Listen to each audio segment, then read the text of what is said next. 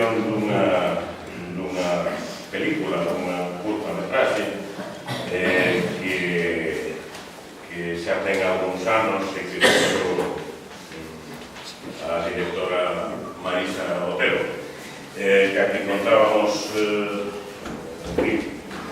para estar personalmente no acto, pero disculpa a súa ausencia nunha misiva que lle envía aquí a miña jefa. Vou dar lectura ao que ela nos manda. Boas tardes. En primeiro lugar, quixera agradecer aos presentes a invitación a vir aquí presentar a miña particular versión dos feitos de Cans, e tamén o interese que poida suscitar a opinión dunha persoa que está vivindo 2 xeracións despois daqueles que deixaron a súa vida naquela ponte.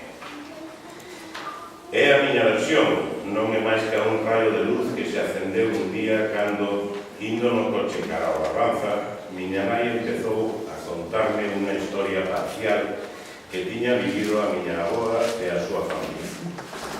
Era como un conto de vellas, como unha batalla novelada, unha lenda, un ser que non sei. E aí a miña cabeciña, dixo, teño que saber máis. Durante anos preguntei e non me contestaba. Chamei a portas que non me abriron e escoitei dicir moitas veces para que se mexer iso, deixa estar as cousas. Pero as casualidades teñen nome e un día con un casual en YouTube, en YouTube, atopei un vídeo subido por Paco de Martelo e dixen, por aí empezo.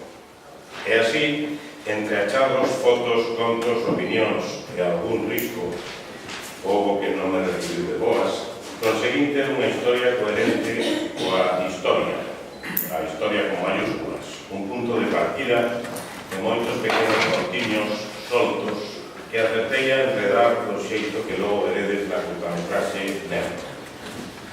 Para a curtametraxe contei con profesionais que altruistamente viñeron a dar o mellor do seu traballo e síntome moi afortunada por iso.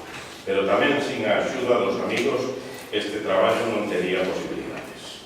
Cheguei a xuntar 30 persoas que viñeron unha tarde a traballar baixo a miña dirección.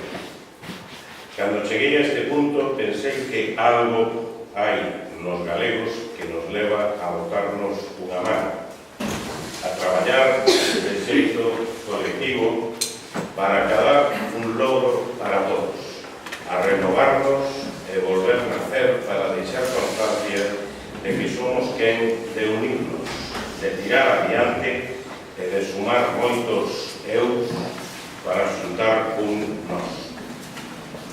Outro punto ao que cheguei é que as varias versións dunha historia son as que lle dan veracidade, e é por iso que o que se conta un é tan real como o que se conta outro, e todo é certo porque é como esa persoa o viviu ou o sentiu.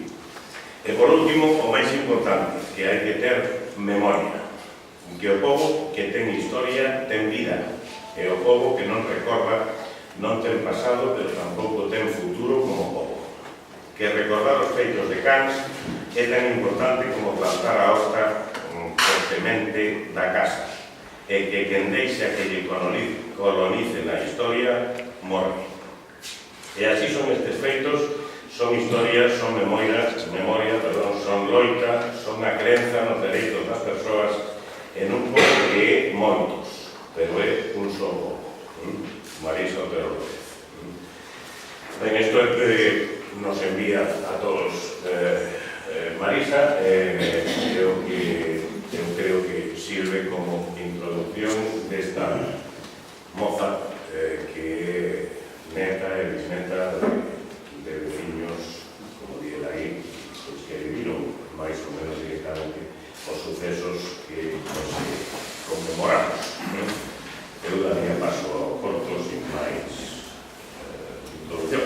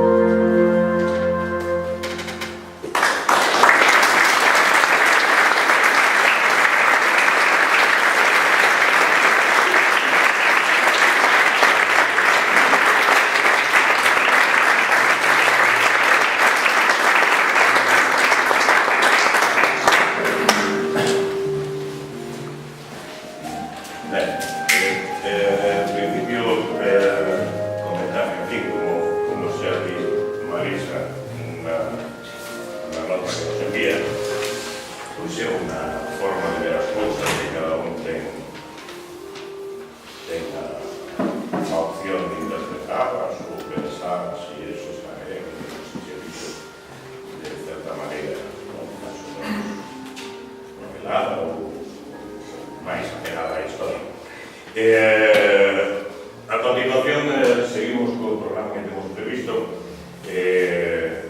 Vamos a sentar aí para facer unha especie de mesa na que van a estar María e Uxío, que eu creo que podríamos xa ir ocupando. E antes, as irmás Insua, no cambio así de tal, nos van